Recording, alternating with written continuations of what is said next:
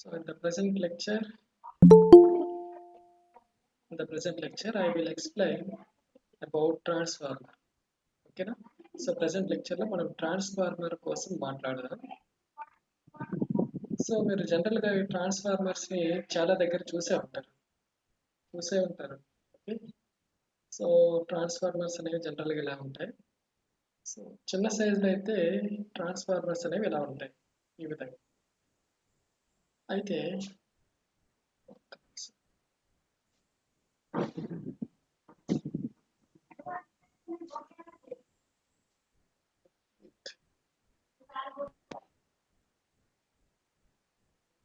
Transformer అంటే ఏంటంటే it is an AC static device. Okay, so transformers అనేవి ఏసీని use చేసుకుంటాయి. So which transfers electric power from one circuit to another circuit. So ఇక్కడ జనరల్గా ట్రాన్స్ఫార్మర్లో రెండు కాయిల్స్ అనేవి ఉంటాయి. సో ఎలక్ట్రికల్ పవర్ అనేది ఒక కాయిల్ నుంచి ఇంకొక కాయిల్కి ట్రాన్స్ఫర్ చేస్తుంది ట్రాన్స్ఫార్మర్ అనేది. అయితే it allows a voltage change in AC supply voltage with small loss of power. ఓకేనా? సో ఇక్కడ ఏసీ పవర్ని ఒక కాయిల్ నుంచి ఇంకో కాయిల్కి ట్రాన్స్ఫర్ చేస్తుంది. ఇది కూడా ఇక్కడ స్మాల్ పవర్ లాస్ అనేది కంపల్సరీగా ఉంటుంది. అయితే ఇది ఎలా ట్రాన్స్ఫర్ చేస్తుందంటే డ్యూ టు మ్యూచువల్ ఇండక్షన్. ఏంటమ్మా? Due to mutual induction. Mutual induction అంటే ఎప్పుడైనా జనరల్గా ఏదైనా ఒక కాయిల్లో కరెంట్ పాస్ అయినప్పుడు మనకు ఆ కాయిల్ చుట్టూ మ్యాగ్నెటిక్ ఫీల్డ్ అనేది ప్రొడ్యూస్ అవుతుంది. ఓకేనా? సో ఒక్క నిమిషం. సో జనరల్గా ట్రాన్స్ఫార్మర్ అనేది బేసిక్గా ఇలా కనిపిస్తుంది, ఇలా ఉంటుంది. అయితే ట్రాన్స్ఫార్మర్లో ఇక్కడ అబ్జర్వ్ చేస్తే మీరు రెండు కాయిల్స్ ఉన్నాయి, రెండు కాయిల్స్. సో జనరల్గా ఏదైనా ఒక కాయిల్లో కరెంట్ ఫ్లో అయినప్పుడు, ఏదైనా ఒక కండక్టర్లో కరెంట్ ఫ్లో అయినప్పుడు మనకు ఆ కండక్టర్ చుట్టూ మ్యాగ్నెటిక్ ఫీల్డ్ అనేది ప్రొడ్యూస్ అవుతుంది. సో ఇక్కడ కాయిల్లా మనం ర్యాప్ చేసాం కాబట్టి ఈ కాయిల్లో కరెంట్ పాస్ అయినప్పుడు మనకి చుట్టూ మ్యాగ్నెటిక్ ఫీల్డ్ అనేది ప్రొడ్యూస్ అవుతుంది. అయితే ఇక్కడ మనం ఏసీని అప్లై చేసాం కాబట్టి ఏసీ అంటే ఏంటి? వోల్టేజ్ అనేది కంటిన్యూస్గా చేంజ్ అవుతుంది. సో వోల్టేజ్ కంటిన్యూస్గా చేంజ్ అయినప్పుడు ఇక్కడ ప్రొడ్యూస్ అయ్యే మ్యాగ్నెటిక్ ఫీల్డ్ కూడా కంటిన్యూస్గా చేంజ్ అవుతుంది. Okay, so that magnetic field will be linked to this coil. అంటే ఇక్కడ ఈ మ్యాగ్నెటిక్ ఫీల్డ్లో సెకండ్ కాయిల్ ఉంచాం. ఓకేనా? సో అకార్డింగ్ టు ఫ్యారడేస్ లా ఏం చెప్తుంది? ఏదైనా ఒక కాయిల్ దగ్గర ఉండే కాయిల్కి లింక్ అయిన మ్యాగ్నెటిక్ ఫ్లక్స్ అనేది, okay, so magnetic flux means simply number of magnetic field lines. Okay, magnetic flux అంటే ఏంటి? Number of magnetic field lines normal to passing normal to A surface. Flux అంటే simply ఒక coil తీసుకుంటే, ఒక surface తీసుకుంటే ఈ surface నుంచి magnetic field lines అనేవి నార్మల్గా ఎన్ని అయితే ఫ్లో అవుతున్నాయో దాన్ని మ్యాగ్నెటిక్ ఫ్లక్స్ అంటాం. ఓకే, అది ఎలక్ట్రిక్ ఫీల్డ్ లైన్స్ అయితే ఎలక్ట్రిక్ ఫ్లక్స్ అంటాం. సో ఈ మ్యాగ్నెటిక్ ఫ్లక్స్ లైన్స్ ఎన్నైతే ఉంటాయో ఆ ఫ్లక్స్ అనేది ఈ కాయిల్తో లింక్ అయిన ఫ్లక్స్ అనేది, మ్యాగ్నెటిక్ ఫ్లక్స్ అనేది చేంజ్ అయింది అనుకోండి, ఈ కాయిల్లో మనకు ఈఎంఎఫ్ అనేది ప్రొడ్యూస్ అవుతుంది, ఎలక్ట్రోమోటివ్ ఫోర్స్, సింప్లీ వోల్టేజ్ అనేది ప్రొడ్యూస్ అవుతుంది. సో పొటెన్షియల్ డిఫరెన్స్ ప్రొడ్యూస్ అయితే మనకు కరెంట్ అనేది ఫ్లో అవుతుంది. ఓకేనా? సో అగైన్ ఇక్కడ ఏసీ సప్లై ఇస్తున్నాం. AC means variable voltage. So voltage change అవుతుంది. So due to that change in voltage the magnetic field produced will also changes, varies. So due a magnetic flux లో in that magnetic field this coil is present. So the magnetic flux linked with this coil, secondary coil, changes. So change అవుతుంది కాబట్టి according to Faraday's law the induced EMF is this one, E equals to M into di by dt. di by dt is the rate of change in current. M is some constant, that is called mutual induction coefficient. ఓకేనా. So ప్రాక్టికల్గా వచ్చేసరికి m equals to 1 అవుతుంది. ఓకేనా. So for example ఈ కాయిల్లో V1 voltage ఉంది కదా. So suppose ఈ కాయిల్లో ఫ్లో అయిన కరెంట్ వల్ల మనకు కొంత మ్యాగ్నెటిక్ ఫ్లక్స్ వచ్చింది అన్నాం కదా, దాన్ని ఫై అనుకున్నాం. సో ఆ ఫై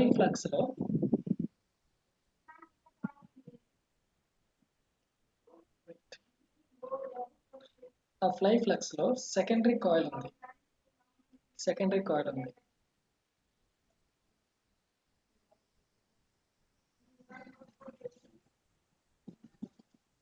ఫై ఫ్లక్స్లో మనకి సెకండరీ కాయిల్ ఉంది. సో ఇక్కడ ఇండ్యూస్ అయిన వోల్టేజ్ V2 ఈక్వల్స్ టు ఏమవుతుందంటే -N2d∅dt according to Faraday's law. So ఇక్కడ నెగిటివ్ అనేది డైరెక్షన్ ఇండికేట్ చేస్తుంది. సో ఇక్కడ మనకి అదంత అవసరం లేదు. N2 అనేది నెంబర్ ఆఫ్ టర్న్స్. ఇక్కడ టర్న్స్ అనేవి ఎక్కువ ఉన్నాయి అనుకోండి. సో ఎక్కువ టర్న్స్ ఉంటే ఎక్కువ వోల్టేజ్ ప్రొడ్యూస్ అవుతుంది. Okay. So V2 equals to N2 into d∅dt. So ఇక్కడ వోల్టేజ్ ప్రొడ్యూస్ అయింది. మరి ఇక్కడ ప్రొడ్యూస్ అయిన వోల్టేజ్ ఏంటి? Variable voltage. ఓకేనా. సో ఆ వేరియబుల్ వోల్టేజ్ కాబట్టి ఇక్కడ మనకి సర్క్యూట్లో ఫ్లో అయ్యే కరెంట్ I2 అనేది కూడా వేరియబుల్ అవుతుంది. మరి ఈ కరెంట్ వేరియబుల్ కరెంట్ కాబట్టి ఇక్కడ కూడా మ్యాగ్నెటిక్ ఫీల్డ్ ప్రొడ్యూస్ అవుతుంది కదా, కరెంట్ ఫ్లో అవుతుంది కాబట్టి. సో I2 మారుతుంది కాబట్టి ప్రొడ్యూస్ అయ్యే కరెంట్ కూడా మారుతుంది కాబట్టి మ్యాగ్నెటిక్ ఫీల్డ్ ప్రొడ్యూస్డ్ కూడా మారుతుంది. సో ఆ ఫీల్డ్లో మనకి ప్రైమరీ కాయిల్ ఉంది. సపోజ్ ఈ I2 కరెంట్ వల్ల సేమ్ 5 మ్యాగ్నెటిక్ ఫ్లక్సే ఫ్లో వచ్చింది అనుకుందాం.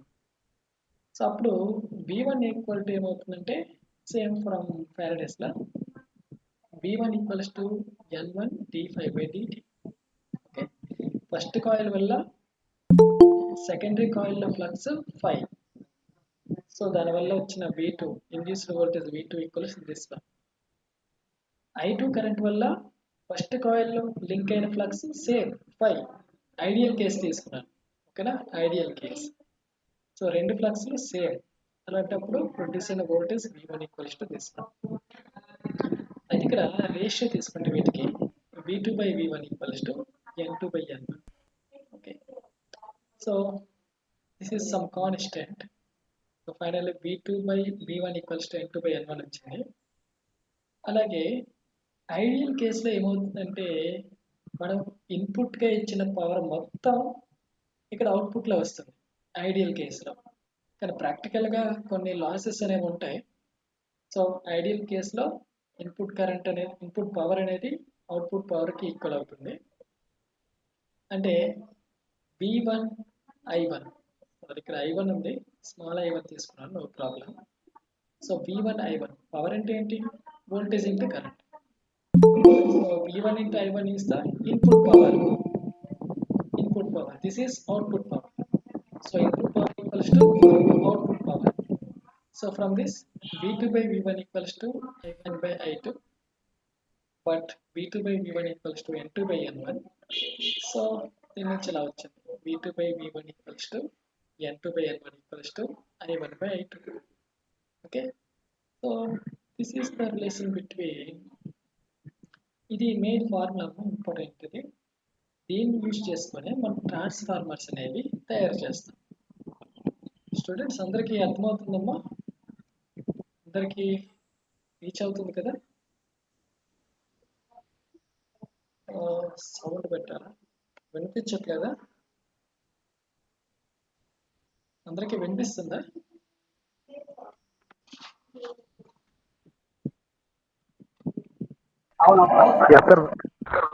సౌండ్ పెంచండి సార్, వినిపించట్లేదా? సార్ నేను ఆల్రెడీ చెప్పాను సార్, మెసేజ్ చేశాను, మీరే వినిపించుకోలేదు. సో నేను వేరే స్క్రీన్లో వేరే విండో ఓపెన్ చేస్తున్నాను, నేను చూసుకోలేను. ఓకేనా. ఎవరికైనా ఏదైనా ప్రాబ్లం వస్తే వాయిస్తో అడగండి, చాట్లో పెట్టకండి. ఓకేనా. ఏదైనా పర్టికులర్గా చాట్ బాక్స్లో పోస్ట్ చేయండి అంటే అప్పుడు మెన్షన్ చేయండి. సో నేను వేరే విండోలో క్లాస్ చెప్తున్నాను. సరే, ఇప్పుడు వినిపిస్తుందా? అందరికి వినిపిస్తుందా ఇప్పుడు? ఓకే సార్, వినిపిస్తుంది. రైట్. సరే, ఇక్కడ input power equals to output power ideal కేసులో. సో దీని నుంచి V2/V1 equals to I1/I2 equals to A. ఇక్కడ మ్యాగ్నెటిక్ ఫస్ట్ కాయిల్ వల్ల వచ్చిన ఫ్లక్స్ వల్ల ఫస్ట్ కాయిల్లో ఫ్లో అవుతున్న కరెంట్ వల్ల వచ్చిన ఫ్లక్స్ 5. దీనివల్ల ఇండ్యూస్ అయిన voltage V2. So V2 equals to this one. అలాగే I2 ఇక్కడ చేంజ్ అవుతుంది కాబట్టి మ్యాగ్నెటిక్ ఫీల్డ్ చేంజ్ అవుతుంది. సో ఆ మ్యాగ్నెటిక్ ఫీల్డ్ అనేది ఫస్ట్ కాయిల్కి ఎంత రీచ్ అవుతుందంటే 5. అరే వినిపిస్తుందా? ఆడియో మ్యూట్ లో పెట్టండి. ఆడియో మ్యూట్ లో పెట్టండి.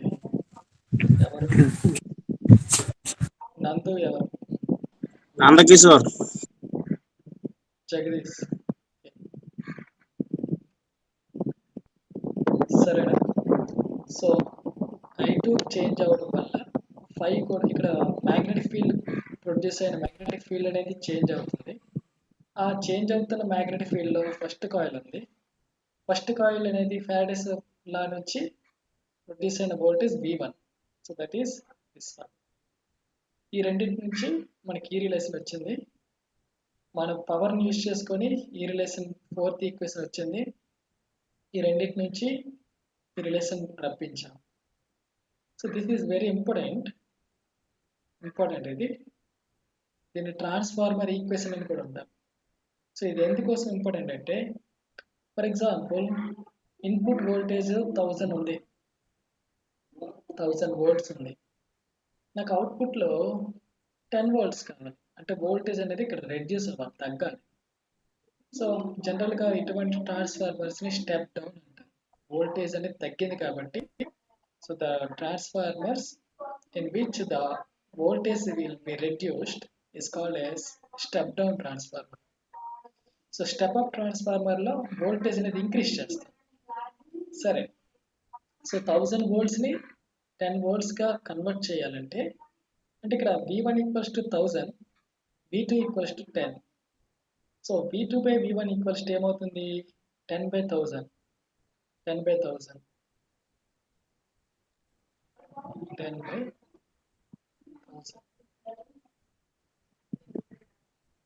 సో ఇప్పుడు అలా ఉండాలంటే మనం ఈ ట్రాన్స్ఫార్మర్ని ఏ విధంగా డిజైన్ చేయాలంటే, N1 సారీ ఇక్కడ చూడండి, N2/N1కి ఈ రేషియో ఈక్వల్ అవ్వాలి. N2/N1కి రేషియో అనేది ఈక్వల్ అవ్వాలి. ఓకే,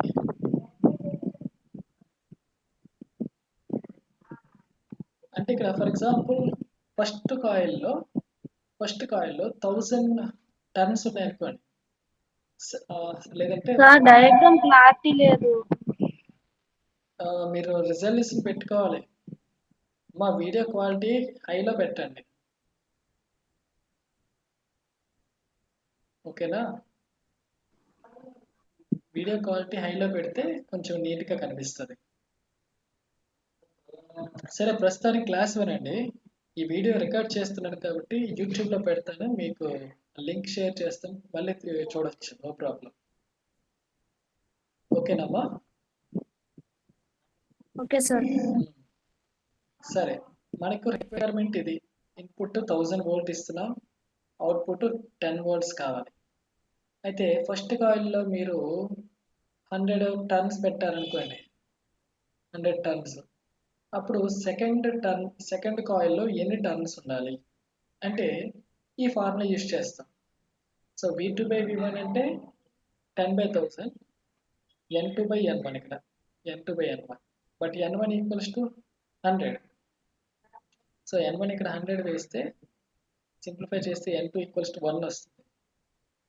1 కదా వస్తుంది, 1 వస్తుంది. సో ఇక్కడ సింపుల్గా ఒక సింగిల్ కాయిల్ ఉంటే, సింగిల్ టర్న్ ఉంటే సరిపోద్ది. సో ఈ ఫార్ములాని యూజ్ చేసుకొని మనం ట్రాన్స్ఫార్మర్స్ని డిజైన్ చేస్తాం. సో ఇక్కడ చూడండి, విన్నారమ్మా? విఎన్ఐ, విని రాయండి, ఓకేనా? సో జస్ట్ అలా గుర్తుపెట్టుకోండి, విఎన్ఐ, విని, విని. కాకపోతే ఇక్కడ ఐ ఇక్కడ రివర్స్లో ఉన్నాయి. ఇవి టూలు, ఇది 1 రివర్స్. సరేనా? V2/V1 equals to N2/N1 equals to I1/I2. So this is called transformer equation. అయితే ఎఫిషియన్సీ మనం ఇందాక చెప్పుకున్నట్టు ఐడియల్ కేసులో input power equals to output power అవుతుంది.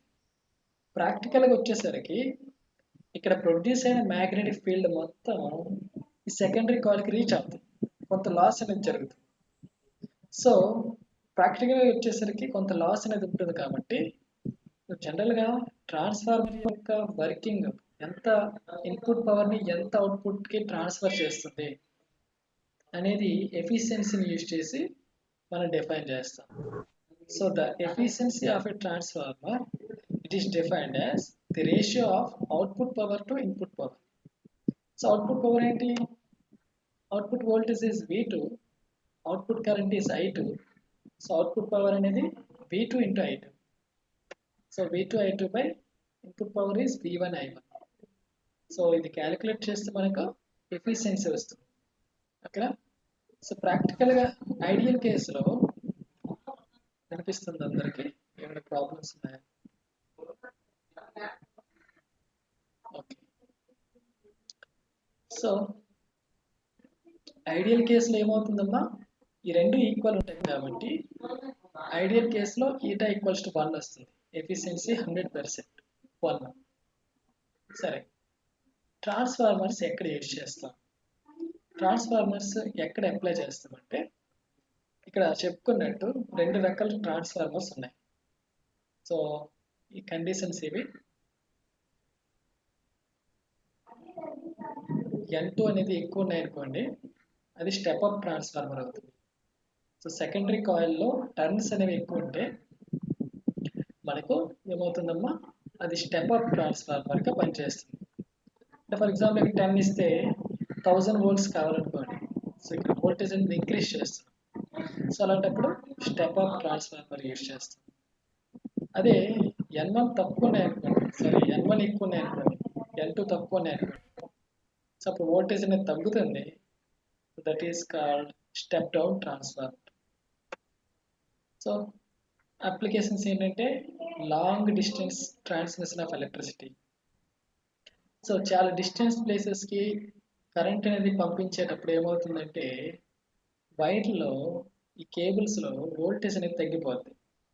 సో అలా వోల్టేజ్ తగ్గిపోతే మనం ఎక్కువ దూరాలకి ట్రాన్స్మిట్ చేయలేము ఎలక్ట్రిసిటీని. సో అలాంటి సిచ్యువేషన్లో ఈ ట్రాన్స్ఫార్మర్ యూజ్ చేయడం ద్వారా, ఫర్ ఎగ్జాంపుల్ ఒక రైల్వే లైన్ తీసుకుంటే సో మధ్యలో ట్రాన్స్ఫార్మర్స్ అనేవి పెడతారు. మధ్యలో కొన్ని కిలోమీటర్స్కి మధ్యలో ట్రాన్స్ఫార్మర్స్ పెడతారు. సో దీనివల్ల ఏమవుతుందంటే ఈ వైర్ మొత్తం, రైల్వే ట్రాక్ పై ఉండే వైర్ మొత్తం ఆల్మోస్ట్ ఒకే వోల్టేజ్ మెయింటైన్ చేసేలా పాసిబిలిటీ వస్తుంది, ఓకేనా? సో ఇక్కడ నుంచి సబ్ స్టేషన్ నుంచి ఈ వైర్ మొత్తం ఒకే విధంగా ఉండాలంటే అలా జరగదు. ప్రాక్టికల్గా వచ్చేసరికి వోల్టేజ్ అనేది తగ్గిపోద్ది గ్రాడ్యువల్గా. ఇక్కడ 1000 ఉంటే 1 kV ఉన్నాయి, 1000 volts ఉన్నాయనుకోండి, ఇక్కడికి వచ్చేసరికి 100 అయిపోవచ్చు. సో అలా అయిపోతే ట్రైన్ అనేది కరెక్ట్గా రన్ అవ్వదు. సో మళ్ళీ వోల్టేజ్ ఇంక్రీజ్ చేయాలంటే స్టెప్ అప్ ట్రాన్స్ఫార్మర్ని మళ్ళీ ఎక్కడొకటి పెట్టాలి. సో ఈ విధంగా లాంగ్ డిస్టెన్సెస్కి ఎలక్ట్రిసిటీ ట్రాన్స్మిట్ చేయడం కోసం మనం ట్రాన్స్ఫార్మర్ని యూజ్ చేస్తాం. Next, in manufacture of radio transmitters, అలాగే tape recorders. So radio transformers, for example low power సిగ్నల్స్ని మనం ట్రాన్స్మిట్ చేయాలనుకోండి, అంటే ఒక ప్లేస్ నుంచి ఇంకో ప్లేస్కి రేడియో వేవ్స్ రూపంలో ట్రాన్స్మిట్ చేయాలంటే ఈ ట్రాన్స్ఫార్మర్ని యూజ్ చేస్తాం. సో జనరల్గా ఎలక్ట్రికల్ సిగ్నల్స్ అనేది చాలా వీక్గా ఉంటాయి. సో దాని యొక్క స్ట్రెంగ్త్ని ఇంక్రీజ్ చేయాలంటే మళ్ళీ మనం స్టెప్ అప్ ట్రాన్స్ఫార్మర్స్ని యూజ్ చేయొచ్చు, ఓకే? సో రేడియో ట్రాన్స్మిటర్స్లో అలాగే టేప్ రికార్డర్లో మనం ఈ ట్రాన్స్ఫార్మర్స్ని యూజ్ చేస్తాం. అలాగే ఇన్ వెల్డింగ్ చేసే దగ్గర కూడా ఈ ట్రాన్స్ఫార్మర్ని యూజ్ చేస్తాం. సో వెల్డింగ్ కోసం జనరల్గా హై వోల్టేజ్ కావాలి, ఓకేనా. సో ఇగైన్ అక్కడ స్టెప్ అప్ ట్రాన్స్ఫార్మర్ యూజ్ చేస్తాం. Next in rectification of AC into DC. So ఒక మొబైల్ ఫోన్ ఛార్జర్ తీసుకుంటే మనకు ఇంట్లో వచ్చేది 230 వోల్ట్స్, మొబైల్కి కావాల్సింది 5 వోల్ట్. సో ఇక్కడ వోల్టేజ్ అనేది తగ్గించాలి. సో అలా తగ్గించాలంటే మనం స్టెప్ డౌన్ ట్రాన్స్ఫార్మర్ యూజ్ చేయాలి. స్టెప్ డౌన్ ట్రాన్స్ఫార్మర్స్ జనరల్గా in rectification of AC into DC అంటే సో మొబైల్ ఫోన్ ఛార్జర్స్లో మనం జనరల్గా ఈ ట్రాన్స్ఫార్మర్స్ని అబ్జర్వ్ చేస్తాం. అలాగే radio communication, electronic circuits, so ఇది అవసరం లేదండి. So these are some applications for transformers. So transformers ఈ విధంగా యూజ్ చేస్తాం. So dear students, this is for today's lecture, ఓకేనమ్మా. సో ట్రాన్స్ఫార్మర్స్ అనేవి ఏ ఫార్ములా, ఏ ప్రిన్సిపల్ పైన వర్క్ చేస్తే అంటే it depends on mutual induction. Okay, transformer ఏం చేస్తుంది? It is a static device which transfers electrical power from one circuit to another circuit. Okay.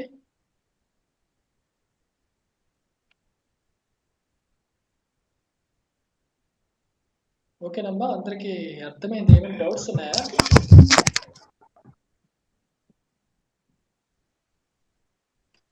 ఎవరికైనా డౌట్స్ ఉన్నాయా? ఎవరికైనా డౌట్ ఉంటే చాట్ బాక్స్ లో రిప్లై ఇవ్వండి.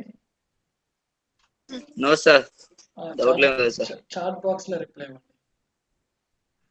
Okay sir. అందరూ రెస్పాండ్ అవ్వండి ఫస్ట్. విన్నారు లేదా? మొబైల్ ఫోన్ మీటింగ్ ఆన్ చేసి వెళ్ళిపోయారు. చాట్ బాక్స్ లో రిప్లై ఇవ్వండి. ఉన్నాం సార్, ఉన్నాం. ఉన్నారా?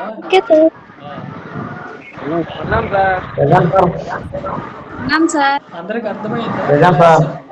సార్ ఓకే ఓకే, అందరూ ఉన్నారు. ఏమైనా డౌట్స్ ఉన్నాయా? లేవు సార్. ఓకే ఓకే, అందరూ మ్యూట్ లో పెట్టండి. మ్యూట్. Okay sir. సరే, ఈ క్లాస్ యూట్యూబ్ లో పెడతాను. సో మీరు మళ్ళీ ఒకసారి చూడొచ్చు. ఏమైనా డౌట్స్ ఉంటే మళ్ళీ రిపీట్ చేసుకోవచ్చు. ఓకేనా? లింక్ చేయండి, యూట్యూబ్ లింక్ పెడతాను. No problem. Okay sir. So class ముగిద్దాం ఈ రోజుకి. Shall we end the session?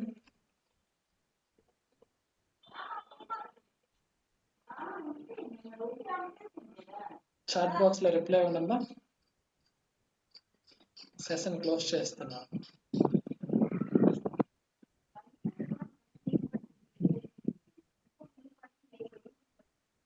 Now you can leave the session.